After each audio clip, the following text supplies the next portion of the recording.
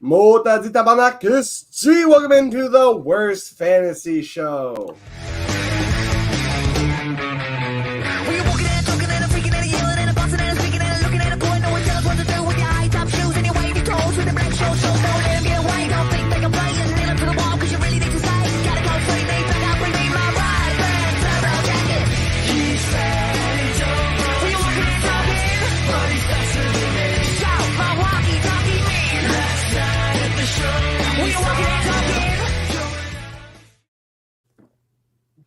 Hold! Okay, fuck it, let's go.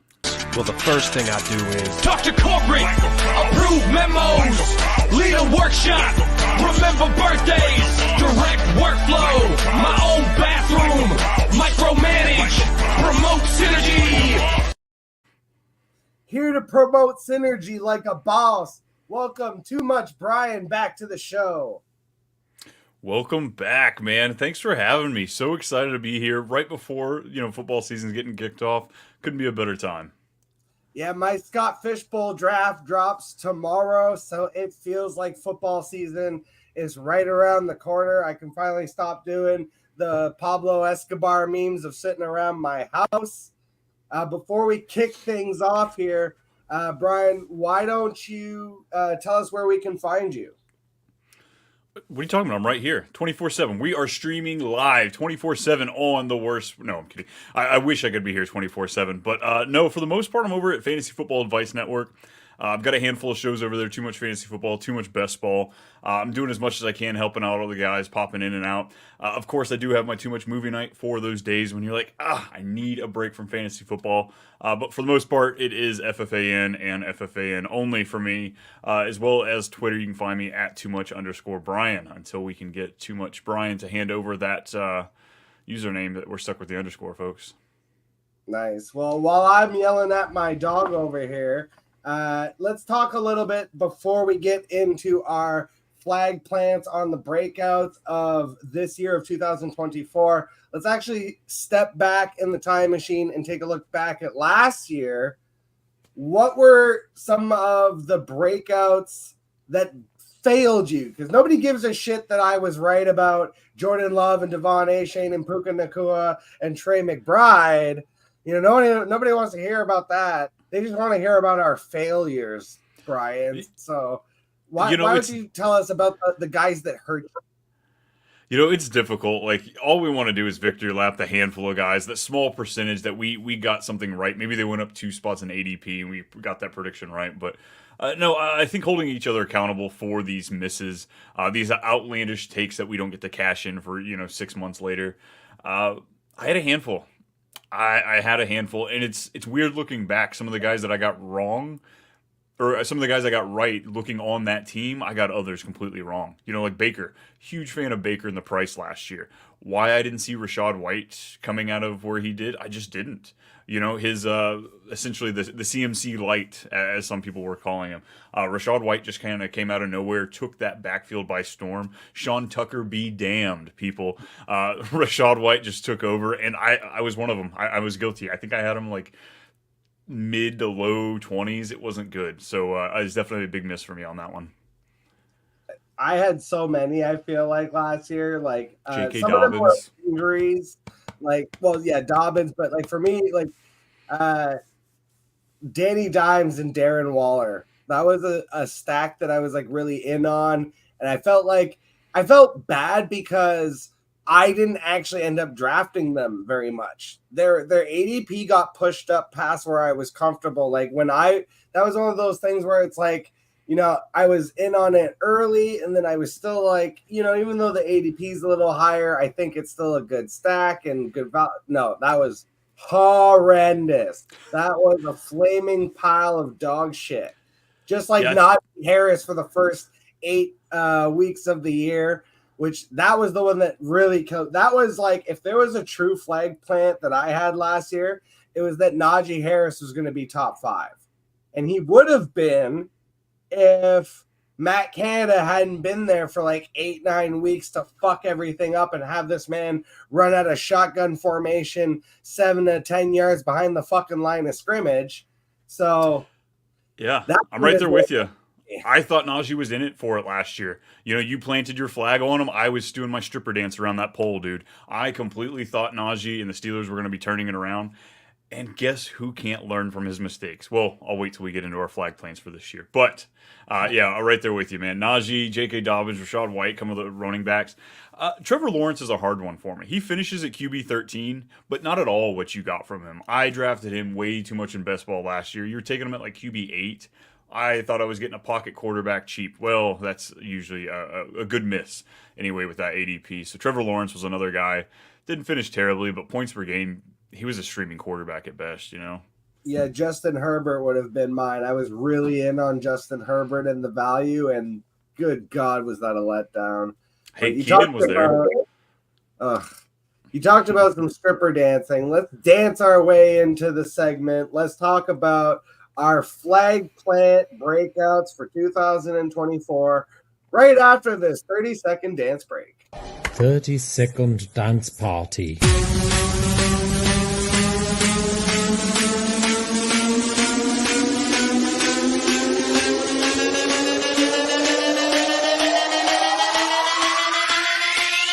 This is how we party.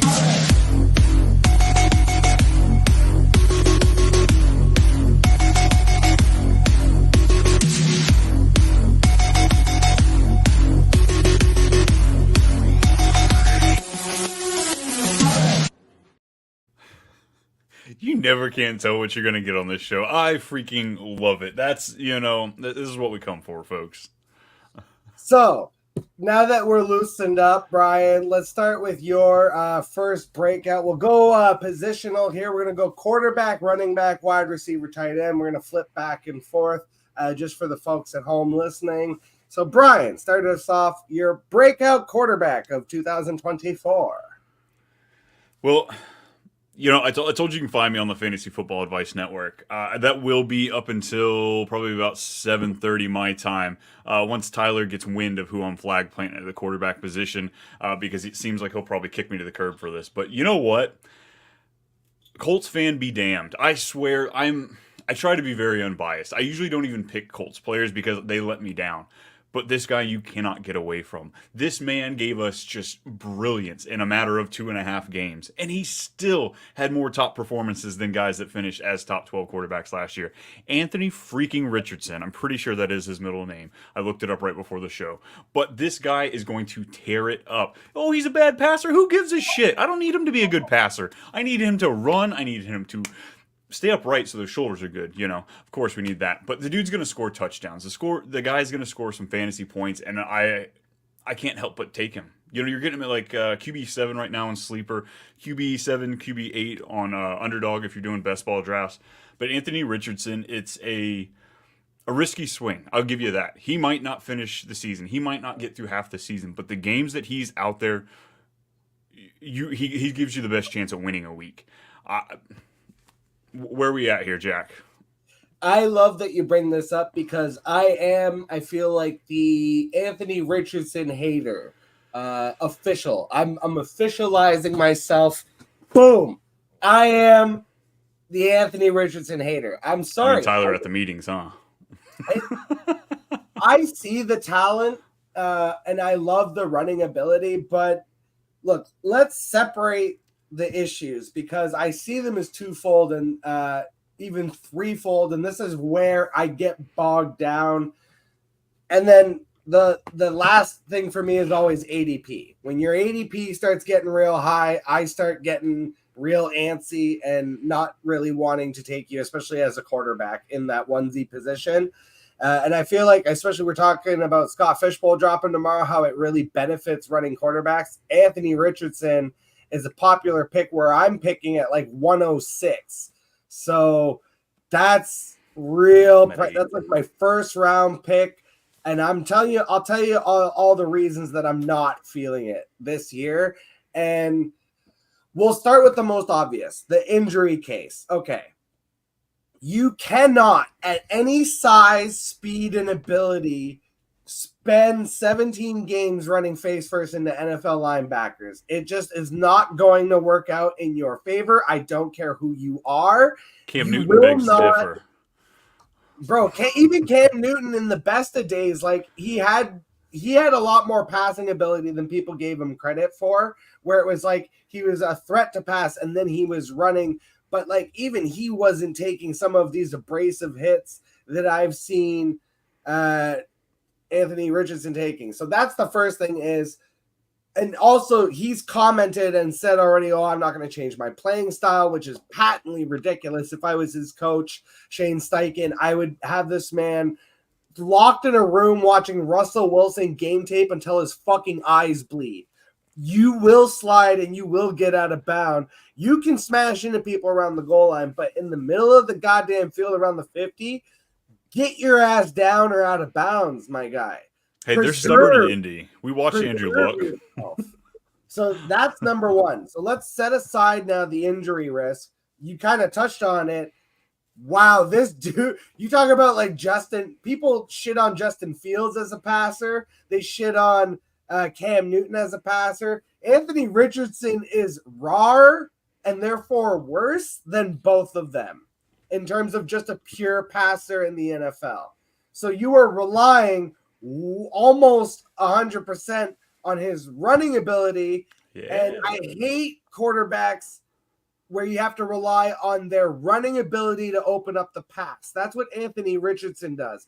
He's using these like crazy rollouts and shit to open up the pass where it's like, as opposed to a Lamar Jackson, for example, who uses the pass to open up the run. He's dropping back, scanning, looking for the passing lane, and then taking off when it's not there. Anthony Richardson kind of does that, except it's like one read, run. And he's like the fucking that song where it's like no, run. That's Anthony Richardson's play style. So that scares me.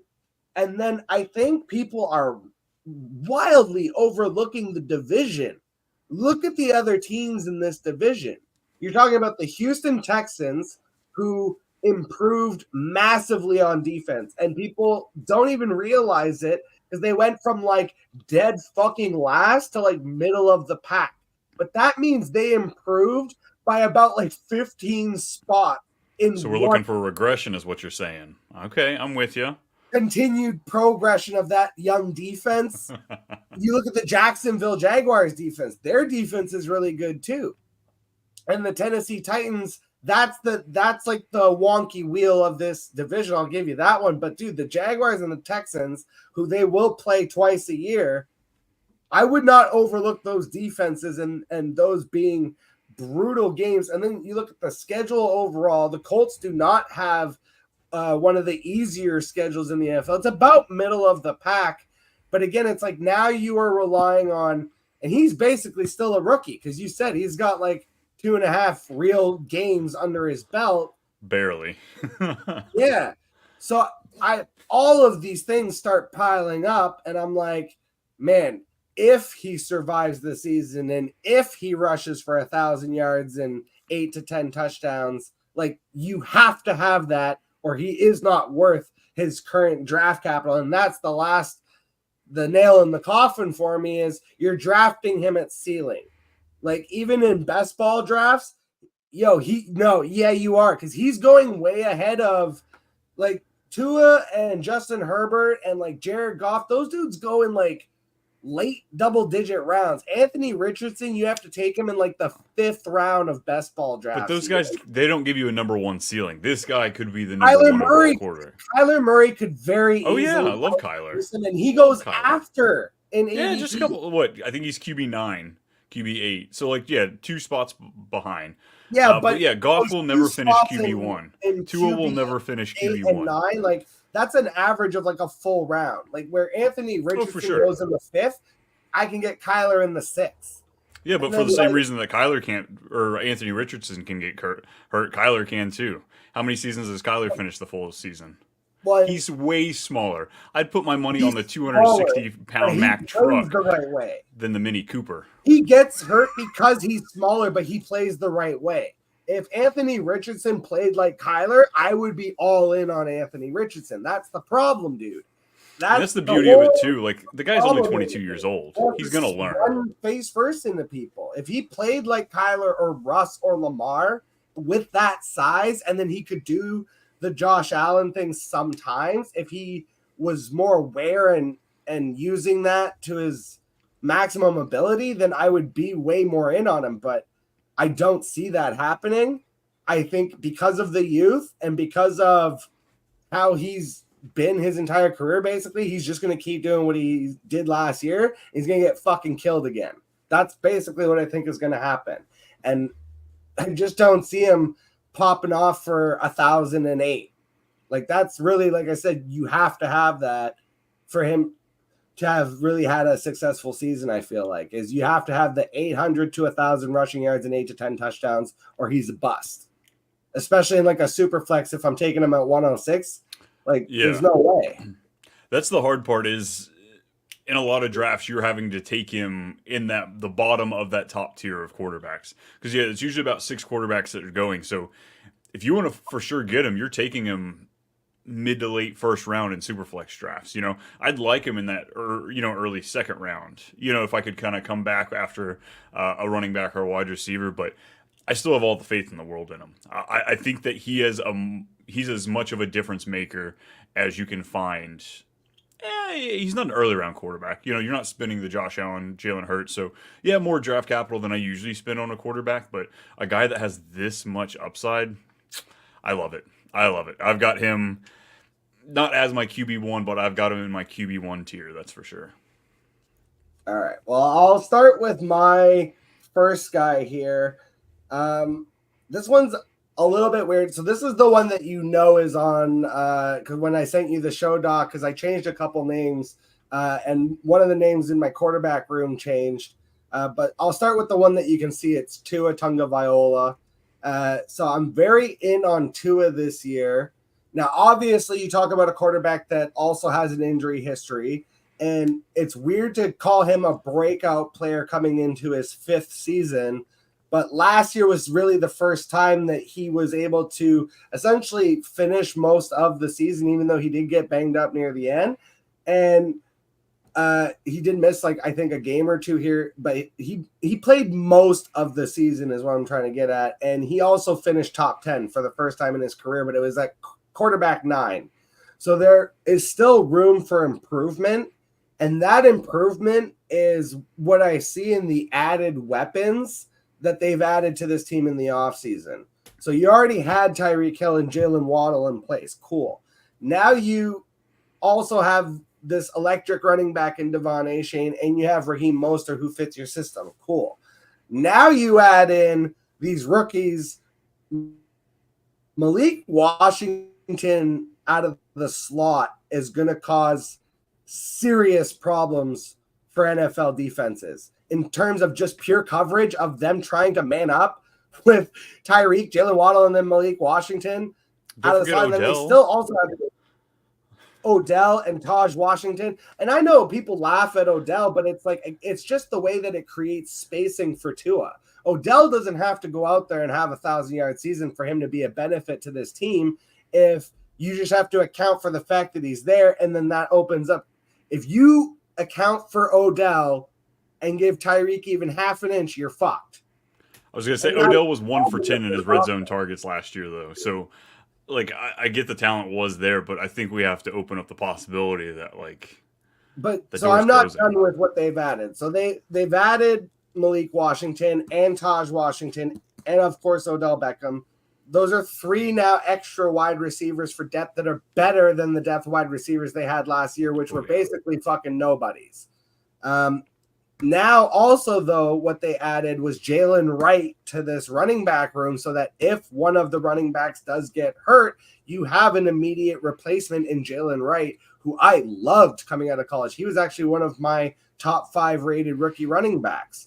So the fact that he lands in this system is already pure juice. And then, again, I think a really hidden addition to this team that kind of brings everything together is Jonnu Smith. And that sounds really funny to say, but Jonnu Smith does what Mike Gesicki could not do in that he is a true blocking tight end.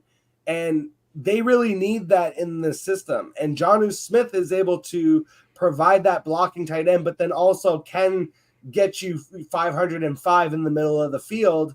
And so he's going to be a really valuable addition that people don't really think about from a stats perspective. But I love looking at guys that add value to just the football team. And when you look at the addition of all of those pieces, the sum of all parts of a football team is the quarterback. So if all of these additional weapons and some of these additional blocking and type, like some of these weapons that they've added help in the blocking assignments and start opening up space in the field even more so for Tyreek and Waddle, like there's nothing you can do as a defense if you also have to now account for Achane and if Malik Washington can even just be fast and open up space in the slot. And then, like you said, we laugh at Odell, but that's what Odell does is operate in that slot space in the middle. He's obviously not a lead at it anymore, but I'm saying just when he was last on the field and like doing it healthy, he was doing the exact same thing for the Rams. It wasn't that Odell Beckham was necessarily this like huge fantasy weapon, but the way that he affected Cooper Kupp and Robert Woods at that time and opened up space for them, like that's part of the reason that Cooper Kupp was able to be as successful as he was because you have to have, you just can't in the NFL. It's very rare that you have like the CeeDee Lamb type season where there's really only the one guy and there's nobody that can cover him, even with double coverage, triple coverage, whatever. Yeah. That's so rare. It's like most teams, you need a couple guys to open up space for your other guys. And as much as I love Tyreek, he's also like now in his age 30 season. So if all these things start clicking, I think Tua could very easily hit what I view as like for a pocket passer, you need 35 touchdowns. And I think he can do that this year. I see the path for him to have a little bit more progression in the touchdowns because there were games where he would be on and he'd have like 3-4 touchdowns and then he'd kind of like disappear and it would be the run game. And I think this year, especially if Mostert kind of dwindles a little bit compared to Achane. Like if Achane starts to really take over the primary role as opposed to Mostert, and you see Jalen Wright start to mix in, I think some of those rushing touchdowns become passing touchdowns. Like Mostert's not getting 22 fucking rushing touchdowns again. So I'm saying like if you convert some of these rushing touchdowns from last season into now passing touchdowns, and they don't even have to be long ones. It can be little shovel passes to Achane and Jalen Wright and Malik Washington that turn into touchdowns. But that's money for Tua. And in this Mike McDaniel system, that's what I'm counting on. So that's why I'm saying I do see a path where Tua, I feel like the floor is top 10, but there's a path to top 5. And right now, his ADP is a fucking joke. Like, again, double digits in a super flex. He's going in like the 4th or 5th round. I'm getting him as like my quarterback 2, or if I went really heavy, like my quarterback 3. So it's not like you're paying up for what I think could happen. You're paying for the floor. You're paying for top 12 finish.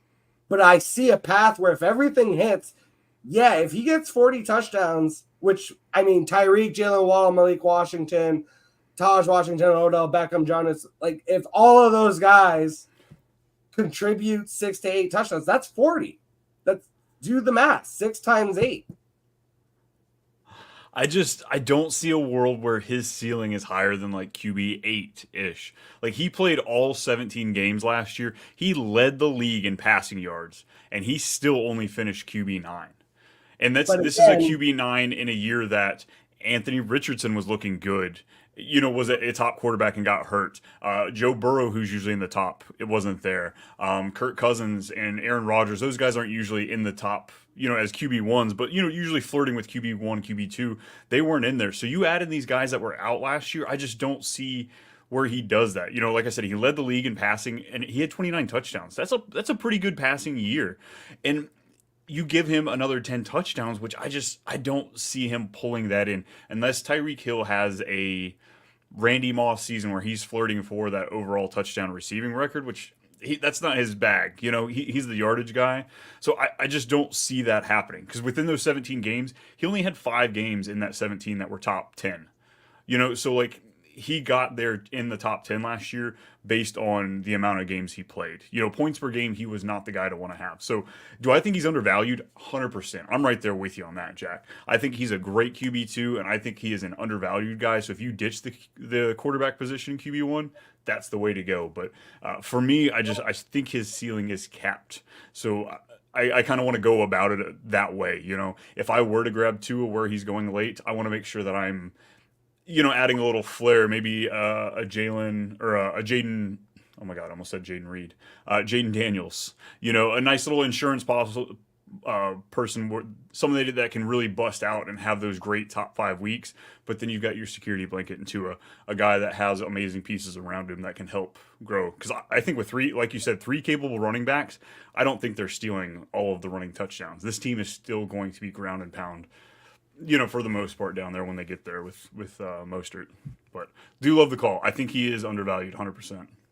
All right. So, we're going to spend all night on the quarterbacks at this rate. Let's get into your second breakout quarterback. Well, I just touched on him a little bit, so let me get all Deshaun Watson and touch more on him. Jaden Daniels, too soon? Too much. No. Jaden Daniels. Deshaun Watson's just never going to escape that.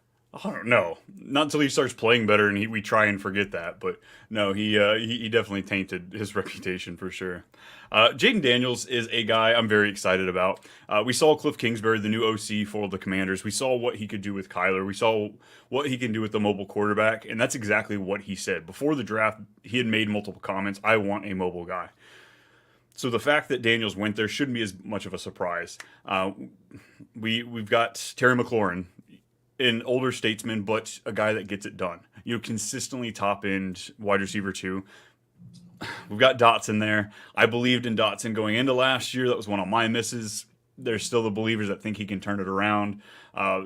They've got good pieces in that offense, so I think they stand a good chance.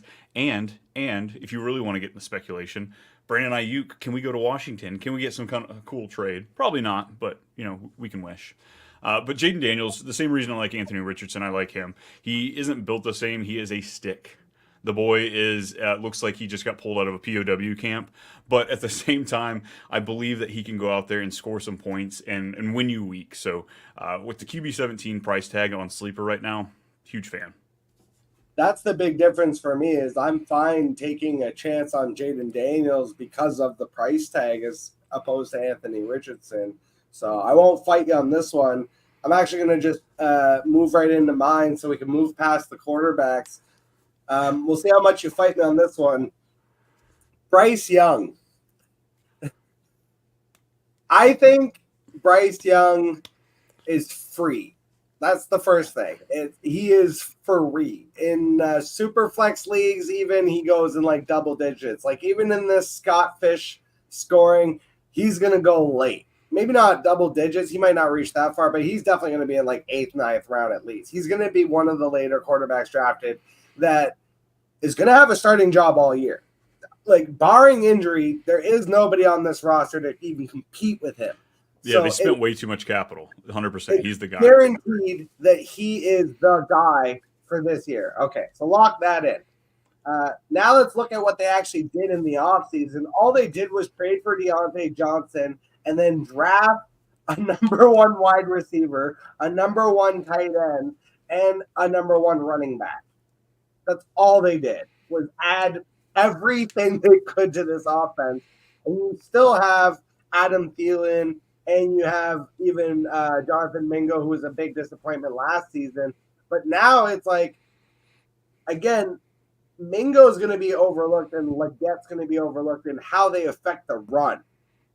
You have those 2 huge bodies blocking defensive backs on the outside. That's going to open up some lanes for the running backs so that by the time Jonathan Brooks comes around, that's going to help elevate Bryce Young. Having a good running game helps elevate young quarterbacks to where they're not getting completely slaughtered by the blitz.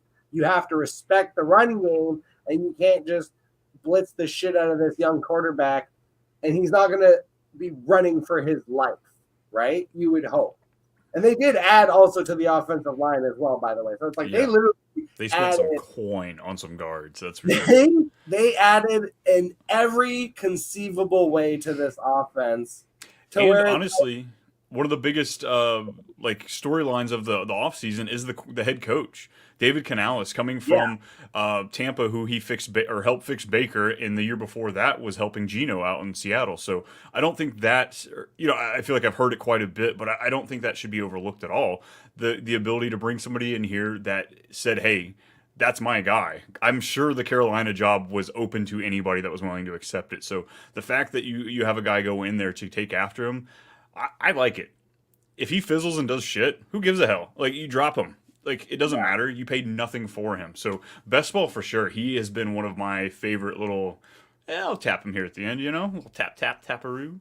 Yeah, no, he's definitely in best ball. Like, I have a ton of him because I just get him late for free. And actually, it's funny. I stack him a lot of times with Jatavian Sanders because there really isn't another tight end that can compete with Sanders in terms of the receiving game.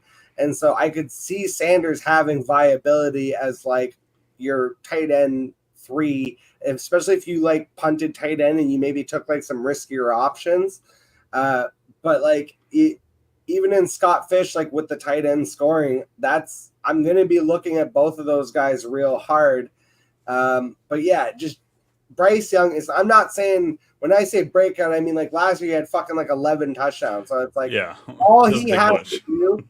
Yeah, all he has to do is like I'm projecting him for a very soft 3,500 yards and 25 touchdowns. And just that will massively outproduce his current ADP. So I love him as like a QB2 a QB3 in super flex leagues. Or, again, if I take here's a perfect example is like if I take Patrick Mahomes or Josh Allen or Lamar Jackson or Jalen Hurts, like I'm not taking a second quarterback until like the last round in a redraft league, a single quarterback redraft league. Bryce Young's going to be there probably in the last round. I would take him as my second. He might be there week 3. This is a guy that's going to be a streamable guy, but I 100%, I think he might be. I do a couple streaming shows throughout the week, and I think he is going to be a highlight of many shows throughout the season. All right, let's move into finally another fucking position. Let's talk about the running backs. Why don't you start us off here with the running backs? Well, a running game. Where do you want to start? I think a good defense is often what I like to pair with my running back. A team that can get the ball back, run out the clock. They don't have to win it. And what team screams to me when I think of that? The freaking Chiefs. The 2-time world champion Kansas City Chiefs. Can we leave it at that? Love me some Patrick Mahomes, but after this last one, I think I'm getting tired of it. So I'm not a Patty hater yet. I did plenty of that for Brady over the last 20 years. But Isaiah freaking Pacheco, man. I know all these guys have the same middle name. It's wild how that works. But Isaiah Pacheco, I'm a big fan of right now. Getting him about RB13, RB11. Best ball, he's definitely scooted up in the last couple of weeks. But not a bad guy. He's not going to be one of those big pass-catching running backs, and that's really what I like to target, especially if you're not getting one of these elite guys right off the bat. If I'm going a little later, close to that RB dead zone, I do like the pass-catching guys. But something about Pacheco, something about the fact that his biggest competition is Clyde Edwards-Helaire, the guy that got, finished his contract and got re-signed weeks after free agency. Like, he has nobody else competing for this position. The dude runs angry. He has a huge touchdown upside, which we obviously can't put our money in touchdowns. Like, it's a very volatile stat to, latch onto. But I think within his situation, what they're going to be looking at, I think this offense is going to be way more potent. I think Patrick Mahomes is going to throw drastically more touchdowns than he did last year. I think it's going to be a lot closer to what we saw in his first couple of years this year. I'm a big fan of that offense. But I think Pacheco is a huge part of that, and also The dude's going to finish double-digit touchdowns. I feel it. It's just coursing through my veins, just like Jalen Waddle was going to be good last year. You know. But yeah, Isaiah Pacheco is one of my favorite running backs going into the season. I struggle with Pacheco so much. I go back and forth because of Same. how I perceive this offense changing and how that scares me for Pacheco's overall touches and his current ADP. Because I don't view him as a true pass catcher. Like there's certain guys that like it's like they can catch the ball, but it's not like that's not their game. He is For sure. he's an angry runner.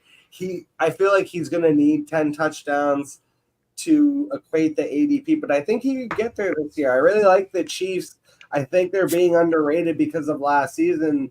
And if Xavier Worthy hits and you put that in combination with Hollywood Brown, that's what they were kind of lacking last season, was that true speed on the field. And He's not an MVS guy, folks. Well, MVS runs a straight line real fast, and that's about it. And he doesn't even always get open on those. And then when he does, he can't catch the fucking ball, so it's irrelevant. Dropper. It's not the same thing. And Kadarius, it's like they basically have like two guys that are more in the mold of like Kadarius Toney, which is a scary thing to say, but Punt like return. that like speed aspect that they were trying to replace for Tyreek Hill. I think Worthy is the one that is really an enigma. I kind of had him as a bust in terms of being a pure wide receiver. I think he's going to be great in terms of like a switch knife for this team. And I think he's going to be involved in the return game. And I think they're going to use him on like a lot of these gadget plays also. I don't know how it's going to equate to actual fantasy relevance. But I think what it does is it opens up Travis Kelce in the run game. So I'm all that to say, I think I'm in on Pacheco, but I'm admittedly have not tapped a lot of him in best ball. But that's because also my best ball strategy is I'm zigging while everyone else is zagging. So I usually am done running back by the time I get to Pacheco's range. Oh my god, that's so many running backs early. That fucking stresses me out. It's high T. I love it. Oh god, no thank you. Let me go the low T. Oh. I've been going high T, and I'm gonna give you both of my breakouts at the same time, and then we can get your second one. So my first one, we don't have to talk about it a lot because it's like real obvious. Bijan Robinson. I put it as a breakout only because I legitimately think he's going to compete with CMC for 101 running back this year. Like, I see the path for 2,000 yard season, and I see the path for him to be the number one fantasy running back. It's not just the fact that they kicked out Arthur Smith, it's who they brought in. They brought in 3/4 of the Rams staff, the same Rams staff that made Kyron Williams a hit, that made fucking Todd Gurley a hit, that made fucking every single running back basically that's been in their system at least somewhat valuable for fantasy. But like for the most part, they've excelled. And so now I see that path, and they've already said we want to use Bijan Robinson in a CMC-like role. Bro, people were drafting him last season where they should have been drafting him this season is what I'm basically saying. Last season, people were hot to trot on Bijan. They were taking him in the first round. He was easily the number 1 or number 2 running back off the board, depending on how hot you were on him. And last season, I was like, no, I mean, he's a rookie. Give him a year. CMC is still a thing, and he's in San Fran now. That's crazy. So I was the opposite last year. This year, I flipped, where I'm like, yes, I recognize CMC in San Francisco is basically a lock, but I see Bijan as being just right there also of like with this Rams staff and the upgrade at quarterback, I don't see how he fails. So that's the obvious one. Set that aside. The one that I keep arguing with people is James Cook. James Cook is at a value right now. He's going in about the 5th or 6th round, depending how your draft falls to you, especially in best ball drafts. All you have to do is look at this team and what they did last season after the bye week and how it affected Stephon Diggs. It was because they were leaning on the run game. And now all of a sudden, for some reason, people think that Ray Davis is just going to come in and like take this job. James Cook had 1,500 all-purpose yards last season, and he only had like 4 rushing touchdowns and like a couple passing touchdowns. Like, it wasn't a lot. He had 2 rushing touchdowns. Oh, 2. There you go. And he still finished that high. Yeah. So that's why I'm saying there is lots of room for positive regression in terms of the touchdowns. But then I also look at the makeup of this team. Now you lose Stephon Diggs. You bring in a rookie wide receiver to replace as the one you're hoping Dalton Kincaid can make that next leap now as a true superstar. But you also like bring in Curtis Samuel and Khalil Shakir, or you still have Khalil Shakir. It's like, this is not a true wide receiver pass. Like, they're going to run the shit out of the ball. James Cook, to me, in this offense, presents as the best offensive weapon that they have now.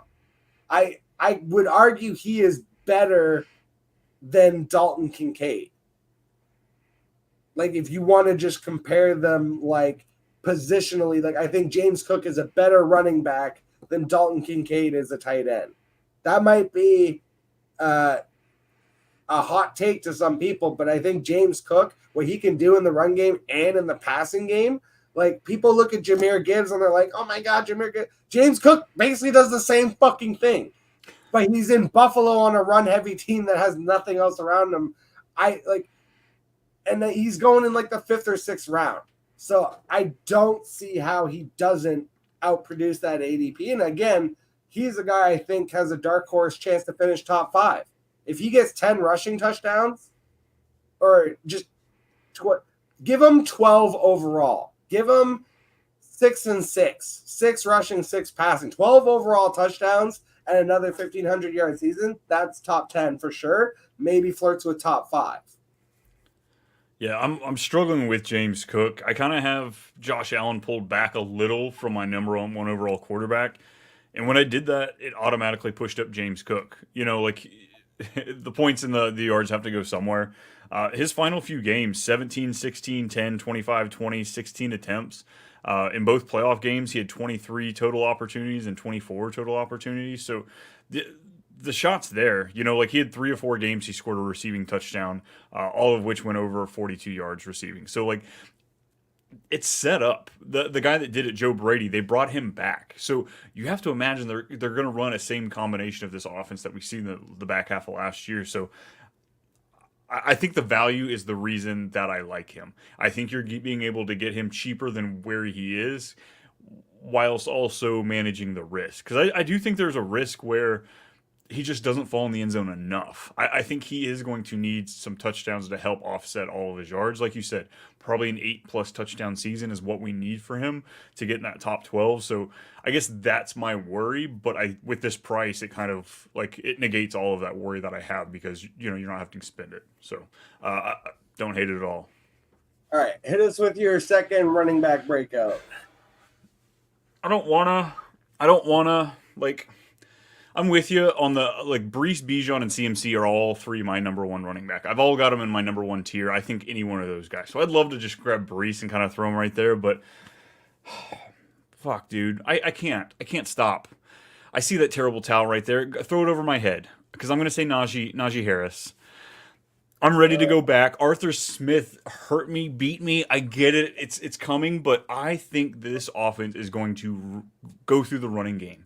Russell Wilson is a check down machine because he's old, and those Subway sandwiches have slowed his fat ass down. I get it. He's an NFL player. He's not fat, but you get what I'm saying. The guy just doesn't run like he used to.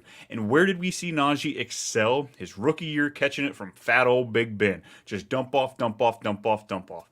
I think this offense is just going to be pushed through these two, and the tight ends because that's what we see from Arthur Smith. So the offensive line got improved yet again. Some of the reasons I was in on Najee last year. Najee may not be the guy that's going to give you top 5 weeks, week in and week out, but you're grabbing this guy as a running back 2, maybe even a running back 3 if you've got the high T approach like this guy over here. So you're telling me a guy like Najee is going to be possibly a flex player for you and get that type of volume? All day. All day. All day.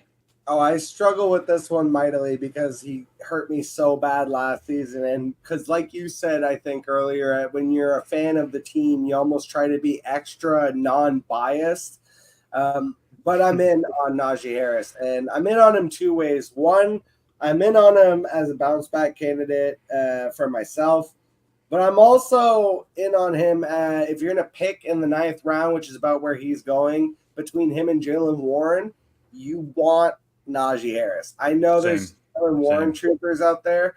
I promise you guys, Arthur Smith is going to ruin your lives and your hopes and your dreams because the way that he runs his scheme, he actually runs the highest 2 tight end sets in the league. They're very power heavy sets. They're a lot of times under single running back sets.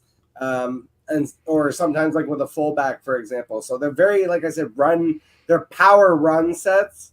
That's not Jaylen Warren's game, really. The reason Jaylen Warren was so successful last season as compared to Najee was because when they were doing that stupid bullshit out of shotgun, like Jaylen Warren was a lot more successful at those type of plays and being a true pass catcher than Najee, who can catch the ball, but is more of the dump off guy, like you said.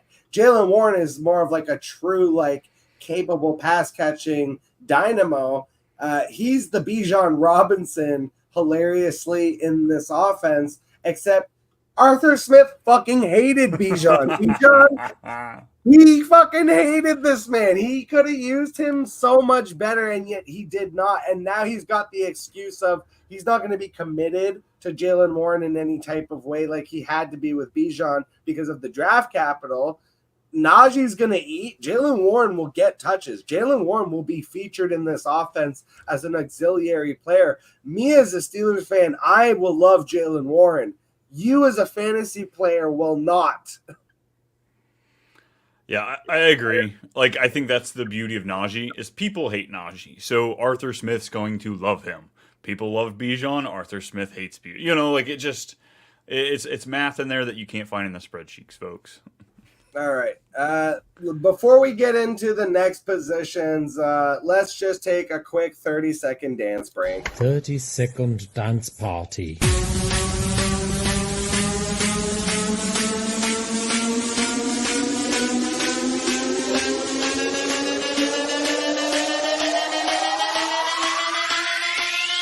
This is how we party.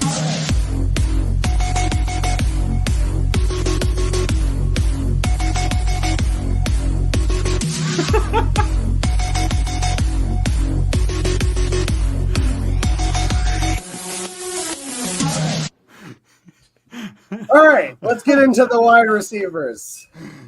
Couldn't stand on anything. I'm already standing, but yeah, I was right there with you, man. All right, let's get into who is your number one breakout wide receiver? I feel like we've talked about the Falcons quite a bit, but I'm going to keep it going because I love the situation that Drake London's in. Now, let me preface this. Do I love the price that we're paying on this guy? Abso-fucking-lutely not. You are paying him near the ceiling, but I still think that there is top 3 potential with this guy. He's coming into his 3rd year. Usually it's that year 2 breakout. Sometimes it's year 3, but clearly it wasn't going to happen last year with Desmond freaking Ritter. Damn, I got to quit doing that. These middle names. I got to actually learn their middle names one day. But Desmond Ritter tossing the rock to Drake London. It just wasn't going to happen. Our boy Arthur Smith clearly didn't want it to happen, but this guy is going to explode. We saw Kirk just hyper-focus on Justin Jefferson. And what is Drake London? A Justin Jefferson light. I'm not comparing any bit of their play style, any like that, but this guy is going to break out. He's going to prove that he is one of the top 10 talents in the league, and I think this situation is glorious. Clearly, Kirk's not going to be stealing any rushing touchdowns, so whatever Bijan doesn't score, it's going through the air, and if it doesn't go to Pitts, it's going to London.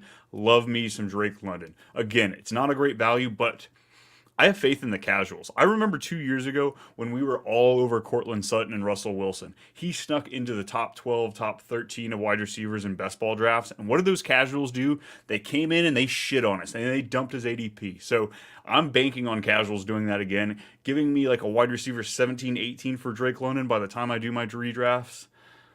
Drake London, man. I got a passion for this one. And it's going to hurt if it doesn't happen. I got a new bit for you, all right? You talked about the middle names and how you have to learn them. Nah. From now on, just make up the middle name, but always use like a really ridiculous middle name. Like, so Challenge accepted. We had Anthony Richardson. It would be like Anthony Malachi Richardson. Isn't that the name of one of the rookie Jets wide receivers? Yeah, Malachi. Drake Cornelius London. Or Drake London is Fallon. Drake Fallon London. I like it. There we go. You gotta make up the middle names. Amadeus. Ooh, there's a good one. Oh, there we go. Jebediah. All right, so I want to talk about Lad Amadeus McConkey.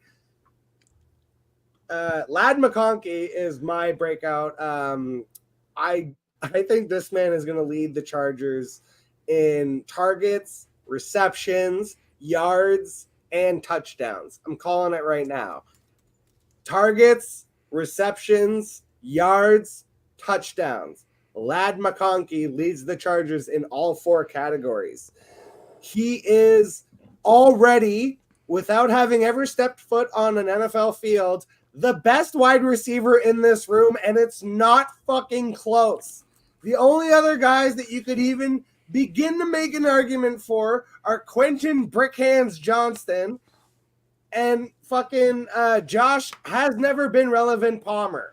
Hey, I have flexed him into my QB or wide receiver 4 spot on a dynasty league in a pinch.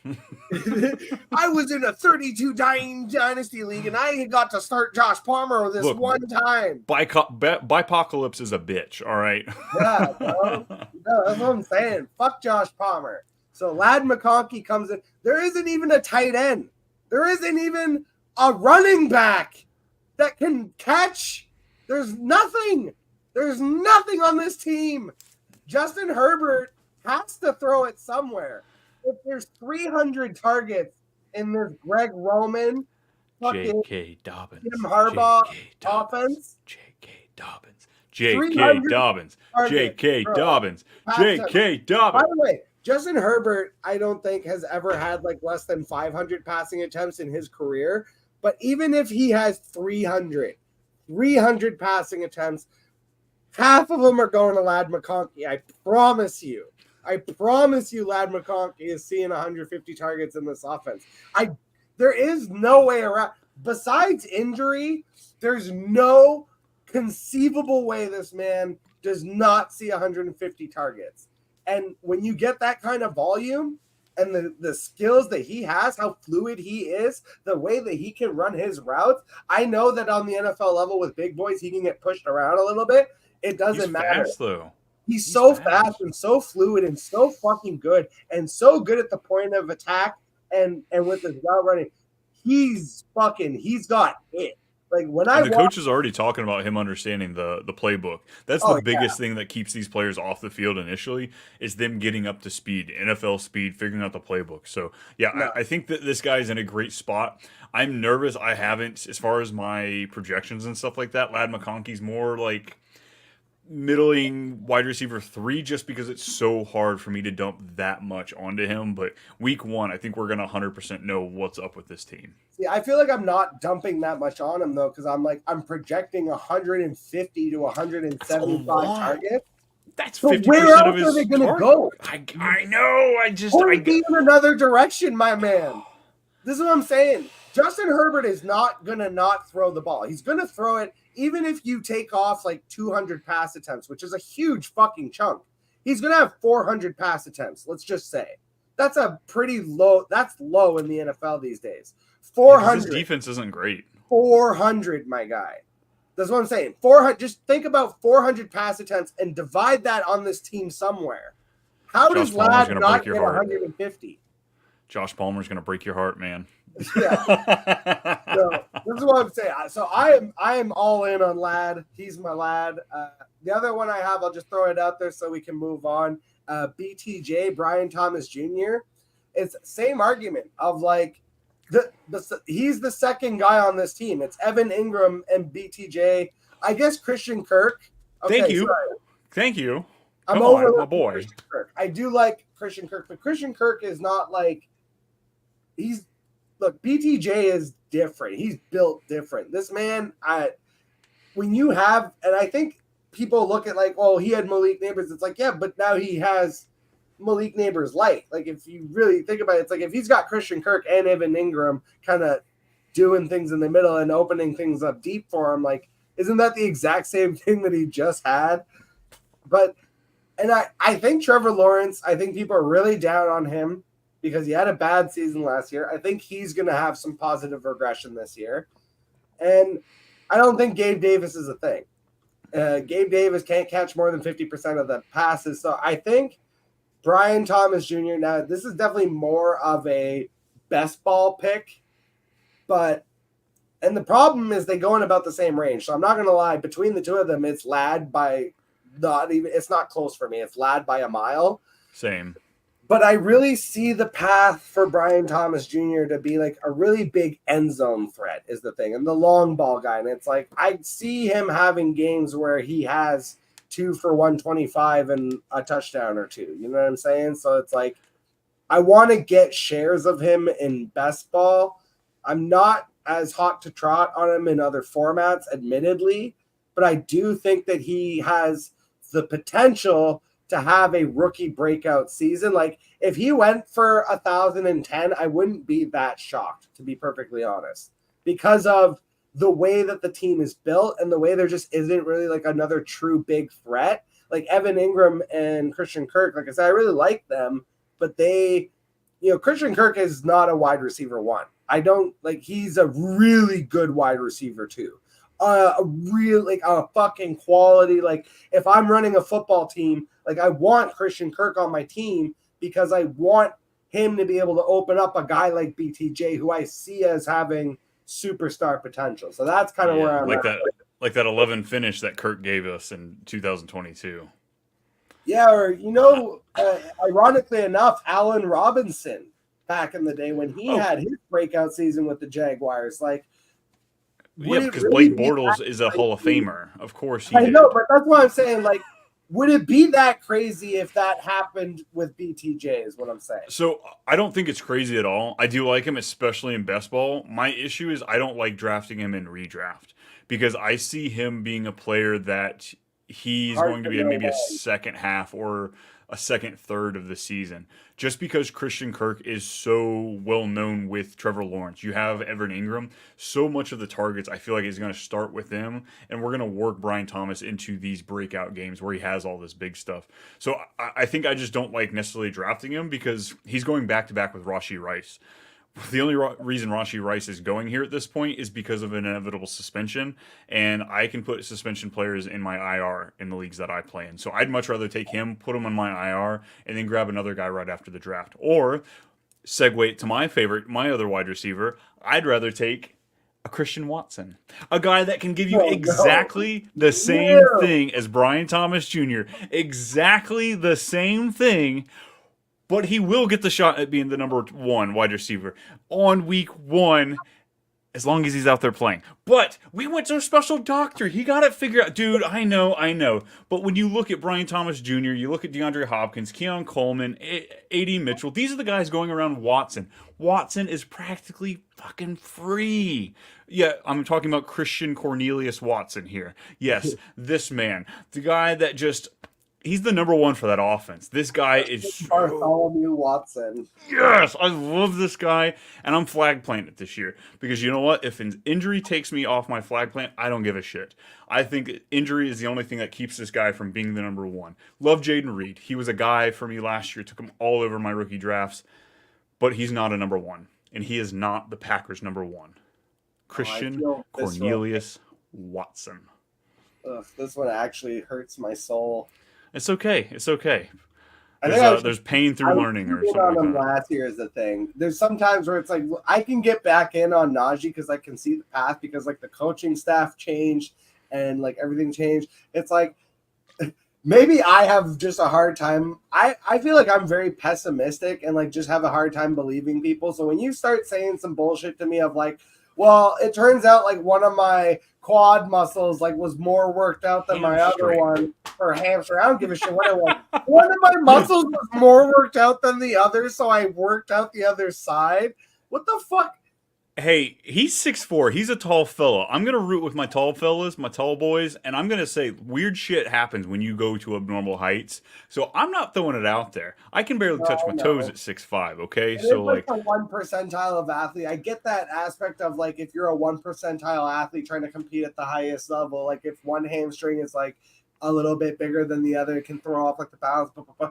I don't know, but it also just sounds like some bullshit. Fuck yeah, it does, but we You know love what I'm saying? bullshit. Like, yo, you know when you were fucking like kids and there'd just be that one kid that could never fucking hack it through a game and he'd be like, well, my bones are fucking built different. But for the 30 seconds he was out there, he was draining threes for me, and that's all I needed from him. Just like Anthony Richardson. Maybe that's what it is. I'm Chris Ballard. I'm like locked into the Colts GM ways, and I just love those freak athletes with the high ceiling. But Christian Watson has no ceiling. I don't think so. I just think that this offense could be the number one offense in the league this year, at least top 5. The Packers are just, they're set across the board. They have 4 to 5 wide receivers that are quality guys, 2 tight ends that are coming into year 2 that looked good, and Josh Jacobs, he might still have it. And if not, we've got the rookie right there behind him. So I'm all in on the Packers this year. I love the price. I think that's the best thing about these guys. They're all suppressed, because nobody knows who the hell to pick. You know, Dontavian Wicks, the number 4 or supposed, is getting hype all of a sudden. So like, give me the chaos. I'm here for it. Let's go upside. Team upside. Woo! I still hate it, but I'm not gonna lie. When you name the other wide receivers going in the same range, it's like Christian Watson or Keon Coleman. I'm like, I rolled the dice because you cut them in 2 weeks and you grab they're somebody like the else. same to me, honestly. So, yeah, I don't know. Let's get into the grossest position of all of them, tight ends. These are always the hardest. Last season, though, I'm not going to lie, I fucking nailed it. I crushed tight end breakouts last season. My 2 guys were Sam Laporta and Trey McBride. You literally could not have done better than those 2 guys last season. And Trey McBride was free. I took him in like the 16th round of Scott Fish Bowl. Sam Laporta was free in Scott Fish, yeah. Sam Laporta, well, he wasn't as free. People really liked him but they were nervous because he was a rookie, and projecting rookie tight ends is always hard, especially because they viewed, I think last season, people viewed Dalton Kincaid as being like the number 1, and Sam Laporta was like the 1B, and he was right there with them. But I liked Laporta actually for completely different reasons, because when I watched Dalton Kincaid's tape, this man plays like Mike Williams, where when he high points the ball, he comes down like a fucking comet to earth. And it just like scares the shit out of me in terms of like injury risk. So I ended up going with Laporta everywhere because he just seems so much safer, and because I like the offensive potential better. So that was last season. The other third guy that was a dark horse for me last season, he's one of my breakouts this year, and it didn't work out last year, but I think it's going to be this year. It's Pat Freiermuth. I think this is the year that, you know, shout out to the footballers, the Muth is going to get loose. And I do see a path to a top 10 tight end finish. And he is in the tier break for me. It's like whatever draft you're doing, it basically ends up going like David Njoku or Jake Ferguson, like they get flipped, and then it's Pat Freiermuth. I feel like after that, it's a fucking rigmarole of random ass tight ends, and you're just like hoping and praying at that point that you can hit on somebody. He feels like to me the last kind of safe bet, because it's like after Freiermuth, it's Dalton Schultz and a fucking cliff. So like he to me is the true tier break option. And since I already said his name out loud, I'll just say Fergie-licious. Jake Ferguson is like my true tight end breakout. I think he has a path to finish top 10, top 5 tight end this year. Talking about last season already, he had like 100 targets, 70 receptions, 700 yards, and 5 touchdowns. Now coming into his 3rd season, essentially a sophomore breakout, potentially on the horizon. They added not a goddamn thing to the Dallas Cowboys offense. There is literally they brought Zeke back. If anything, they got Royce worse. Freeman. They brought Zeke to replace Tony Pollard. So if anything, they actually got worse. And Brandon Cooks got a year older. He's the only other real viable receiving option on this team. So it's CeeDee Lamb 1, it's Jake Ferguson 2. And I think this year, I think he's not going to have like crazy numbers, but you don't really need crazy numbers at the tight end position. I think he has a path though to having like flirting with 1,000 yards and having about like 7-ish touchdowns. I like it. When you break it down, like you said, it's rare that you see an offense that is hyper focused as they are, as the Dallas Cowboys were, and just CeeDee Lamb really, is the shining point. Brandon Cooks had a great stint. I think he had 7 of 8 weeks where he had a touchdown. Jake Ferguson definitely was a value, huge value last year, where you were getting him like late teens and he ends up finishing in the top 12. I still think we're getting him, definitely not the value we got last year, but one that excites me. He's going right around the guy that I'm a big fan of. Call me the Coles man. I'm loving my Coles Bucks, hanging out with Kirk Cousins down there in Atlanta. Let's go Kyle Pitts. I couldn't stay away from the Falcons. I haven't been a guy that fell in love with Kyle Pitts over the first few years. So if that was one of you guys that's listening, you were a Kyle Pitts believer the last few years, it's my turn. It's my turn to get hurt. But they talk so highly about him. He is the number 2 receiving option in this team. Ridiculously athletic. With a aging and falling apart Matt Ryan, this dude broke 1,000 yards. So if we can get back to that and then also fall in the end zone a handful of times, this guy's going to return the value.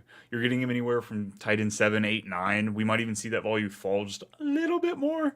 And if not, if you don't want to take that early risk on tight end, go late. Because that's where my bread and butter is. That's where this guy freaking succeeds. And he goes with guys like Hunter Henry. Hunter Henry is going so far late, and he's the only pass catcher in New England that I can see finishing in the top 3 guaranteed. Pop Douglas, big fan of. KJ Osborne's getting reports that he might be the number 1 guy looking out of there. They've got 2 rookies, including Polk, who they spent a high 2nd round pick on. Juju Smith-Schuster is still there. There is so much going on, but you know what? Rookie quarterbacks love themselves a tight end. So the fact that he is there, he's a security blanket. He just kind of re-upped with them. He's staying there. He's athletic. This guy was all the rage in the Chargers. And, he went to the Patriots, and we've had a few years, but I think that he will do more than return value at, I think, tight end 22. Yeah, love that. I love him as my tight end too. Like if for sure. You're punting the position. A lot of builds, especially in best ball, the ones where I've taken Brock Bowers, for example, I've tried to come back with I like to have a 3 tight end room essentially if I have a rookie tight end in the room. I was gonna say, how do you like that, by the way? I haven't done a Bowers early. I think maybe 1. Well, Bowers doesn't actually go that early, to be honest. Well, I guess I'm early, top 12, 13, 14, somewhere in there. So, I mean, it's for me with Bowers, the thing is like, yes, he is the tight end 12 or whatever, like you're saying. But here, hold on, I'm just pulling it up here on Best Ball on Underdog. Shout out to Underdog. So it's like by the time Bowers goes off the board, it's in the 9th round usually. So it's like he goes around like Cortland Sutton, DeAndre Swift, Curtis Samuel, Zach Moss, James Conner, Raheem Mostert. Like, again, this is where the benefit of the way I've been building my teams. It's like I'm not the guy taking Conner and Mostert and Moss at values because I already took my running backs early for the most part. Especially, you know what it is too? Is when I find myself at the 112, especially, and in best ball drafts, especially where it's a single quarterback, 10 fucking wide receivers went in front of me, or like 9 Yeah. wide receivers went in front of me. So I would rather have the running back 2 or the running back 3 compared to like the wide receiver 10. So a lot of times when I'm at that spot, it's like, okay, maybe CMC, Bijan, and Brees are off the board. Sometimes they fall that far, to be honest, if all the wide receivers kept going. But then it's like I'm right there and I'm like, I could just double tap Jahmyr Gibbs, JT, and Saquon. Any combo of those 3 running backs, and then I'll just hit my wide receivers later, because with this huge influx of rookie wide receivers and the fact that wide receivers are already a deeper position to begin with, it's like by the time I come back in those 3rd, 4th, 5th round, there's still tons of wide receivers that I love, and those running backs start to dry up real quick. Real quick. And then the onesie positions, where it's like, again, we talk about now we're in the 9th round. Would I rather have Curtis Samuel, Zach Moss, or Brock Bowers? Well, Bowers, I feel like, has the potential to like be special at his position. Those other guys don't. They can be viable fantasy players. They're not special to me. I'm not clapping myself on the back because I drafted fucking Curtis Samuel in the 9th round. Like, that might be a great spot start for fantasy. It's not going to make or break your team. It's not a guy that, if Brock Bowers hits, like, he could be fucking like one of those like tight end breaks the game positions, like the way Travis Kelce and Mark Andrews do when they are on top. So yeah, not many guys finish with 1,000 yards over the age of 31. So Devontae Adams, I know we're expecting him to see just this enormous target share on the yards, but he's going to fall off. Julio Jones fell off. They all fall off. So, I think Brock Bowers has a sneaky spot to really come into a huge target share this year. I don't even think Devontae necessarily needs to fall off. I view the fact that they added Gardner Minshew as an upgrade over always broken Jimmy Garoppolo. And I think if Farva, Aiden O'Connell, can take a step in his sophomore year, he's going to be better than he was last year. He actually wasn't that bad last year. So I feel like we'll see how that works out in the camp battle. But if Farva ends up winning, I'm going to feel a lot better actually about the passing options, because to me that tells me he was able to beat out Gardner Minshew, who's an above average backup and starter in this league. I mean, yeah, they definitely paid him to be more than just a backup, but yeah, like you said, if Aiden O'Connell can find his leader Acola, that might be all he needs to just take it over. I mean, they paid him more than, I guess, a true backup, but they didn't pay him so much that he's nothing the starter Daniel spot. Jones money, but yeah. Yeah, that's what I'm saying. Like, Minshew was paid as like he basically was paid as like a premier backup, or an average starter. And that's to make sure that for sure. Make sure that he wasn't going. What I'm saying. If Farva goes through training camp and he's on a rookie contract, so it's like with him, you're not relying on what they invested in time, except for like the draft cap, on the fact that this team just likes him, and Antonio Pierce has a rapport with him from last year, and they're building something with this team. Like I said, if he ends up beating out Minshew, that just tells me like, oh shit, he might actually like be good. And if he doesn't, then that tells me like, okay, Minshew's the quarterback, and this passing game might be a little bit more capped than I think, but still viable for spot starts. Yeah, I see Aiden O'Connell probably playing like 6-ish games. I bet Gardner Minshew plays the first 6 weeks, loses more than he doesn't. They put in Aiden O'Connell, and then Gardner finishes out the season because it gets ugly there at some point. But I do think it goes a little flip-flop back and forth, but not – it's throwing it to the tight end. You're not streaking it down the field. It doesn't take a whole hell of a lot to get it down 20 yards to the freaking tight end. So, yeah, it's weird. I don't find myself taking a lot of Brock Bowers, but it is purely out of fear and not because I don't think it's a good pick. All right. Are we done with breakouts? Are we done now? We are. I've got Taysom Elizabeth Cole. Oh, Elizabeth isn't a good one. Taysom Gladys Hill, I think is somebody who could be looked at. Granted, I don't know what the hell they're doing in New Orleans, but just having some guy who's going to come bring in a lot more motion, a pre-snap motion to this team, something that this team didn't do at all. They're paying the guy a lot. It sounds like he's going to be on the team. So as a wild card, especially my Scott Fish team who starts drafting tomorrow, I'm going to find a way to get Taysom Hill on my team just because of the chaos that man can bring to a position that's pretty shitty outside of the top 7 players, if we're being honest. Zamir Zacharias and White, I really like him. I feel like he has a path to be a true breakout at the running back position. Because I also like that all they have is Alex Madison and Dylan Laube on this team to compete with him. So, and Antonio Pierce is obviously very enamored with him. So I do like him.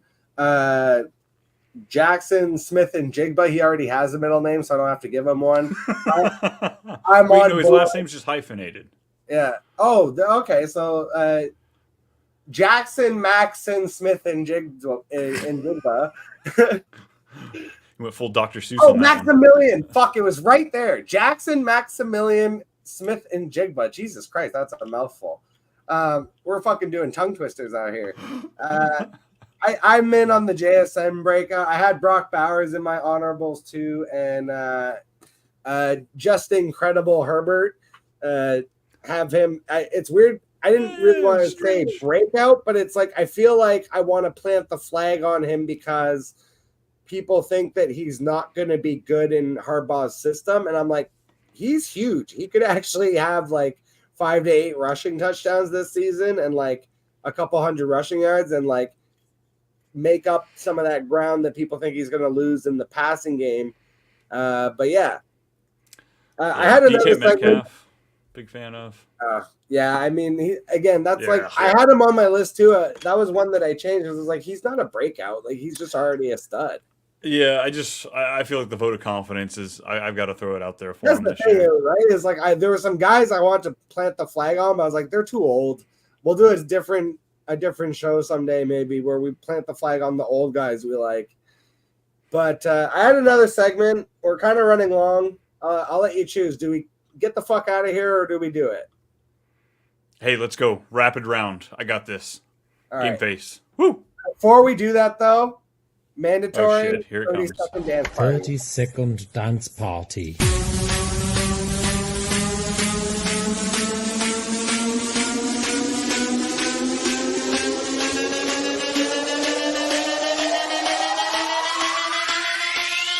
This is how we party.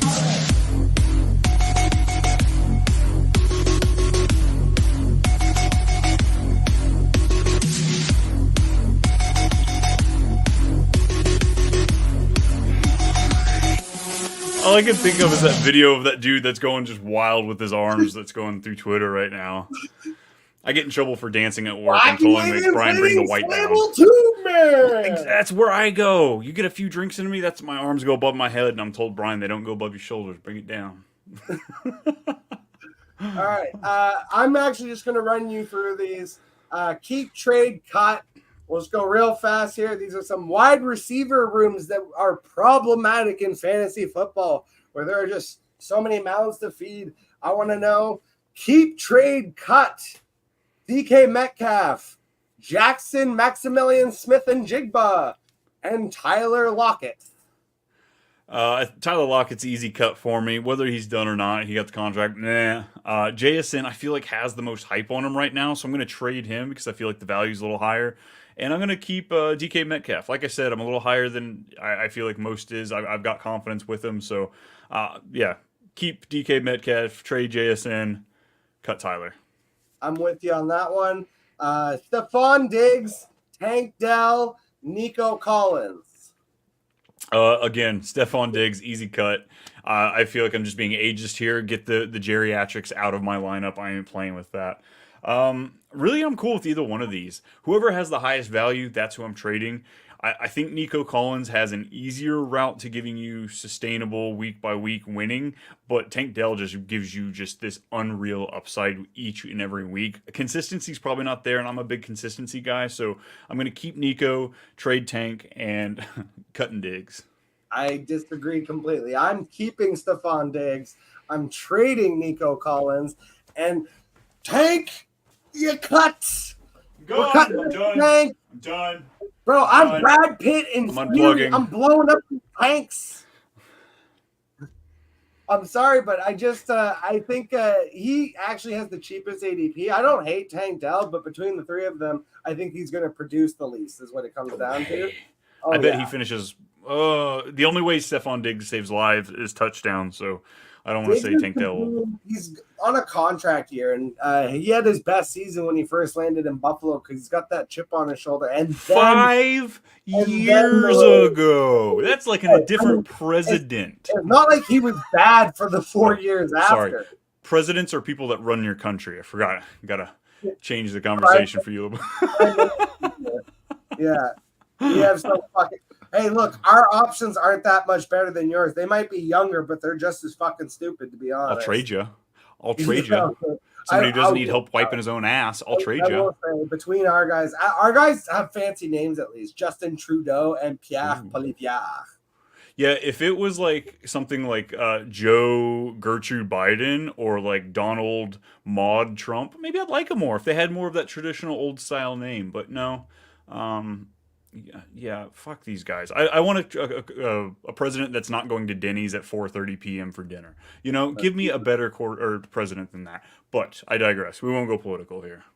Yes. Okay. So even though you were like 5 years ago, all he's done since then, 1,210, 1,411, 1,108. And that was the bad you were talking about when he first came to Buffalo, and that's what I was trying to touch on. When Was when he came to Buffalo. He had 1,500 yards and 8 touchdowns. Yeah, 5 years ago. Yeah, and then that's what I'm saying. And then 2 years ago, 1,411. And then last year. That was last year was the bad year. 1183 and 8. 1183 and 8. That's a bad season for him. He was still over 1,000 yards. He still had 8 touchdowns. I'll let you keep him then. You have fun keeping them in our. We gotta make sure we're in a league together this year. I'm gonna be taking Anthony Richardson and beating that ass. He's on a contract year. He's gonna produce this year like crazy, and then next year I want nothing to do with him. If he re-signs in Houston, I want nothing to do with his man. If he goes somewhere else, I want him. I want Stephon Diggs every time for 1 year that he lands on a new team, so that he can like have that chip on his shoulder, have a crazy season. And then the drama starts. After that, that's when I'm out. All right. Keep trade cut. Deebo Samuel, Brandon Ayuk, and Ricky. You know, this one's a little different. I'm going to go ahead and say cut Pearsall just because I'm going into the intentions that Deebo and Ayuk are both on this team all year round. Scott Fish, I think Pearsall has an interesting additive because he looks to be on the punt/kick return. But for this exercise, we're going to cut Pearsall. I'm going to trade. I'm going to trade Ayuk because he's younger. I feel like he should have more trade value. Keep Deebo. Between the two in best ball, my exposure is pretty even with these two guys. They have about the same ADP. Which week am I in? Because that's which guy I pick. So let me keep Deebo, cut Ayuk, or trade Ayuk and cut Pearsall. I'm pretty much with you on this. I think trading Ayuk is a little difficult right now because of the trade rumors and the potential that he could land on another team, and that could depreciate the existing value in the mind. At least if I'm the owner trading for him, maybe that's what I'm thinking. But I'm mostly in agreement with you on this one.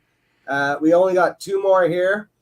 Ladd McConkey, Quentin Johnston, and your guy Josh Palmer. My God. Okay, don't be getting that out there. This shit's recorded. People are gonna hear this. Yeah, we're cutting QJ. If I'm wrong, I'm wrong. I do have a little exposure to him in best ball just because he's free. But we're cutting QJ. I'm trading Josh Palmer just because there is that feeling that, he could be the starter. He could be getting, the highest amount of targets. I'll trade him. But I think the guy that has the highest ceiling, I'm easily going to keep because trade value across the board on all three of these, I think is going to be shit. So give me Ladd, Blanche, McConkey, and I'm going to go. I notice all these names seem to be very feminine with my old style names, but you know what? These guys are a little too masculine for me anyway, so we're going to cut them down a little bit with these feminine names. But yeah, Ladd, Blanche, McConkey, let me keep him. I'm going to keep Ladd, Harold, McConkey, and then I'm going to yeet Josh Palmer into the bin. High team names over there. I'm going to try and trade QJ on the bounce back season. I think there are believers out there that think it could happen. I have taken shares in best ball, just like you say, in case, because somebody on that team is going to have to catch the football.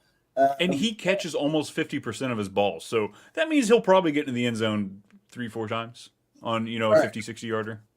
This last one, I feel like is hard only because of the suspension that we talked about earlier, but Xavier Worthy, Hollywood Brown, and Rashee Rice keep trade cut.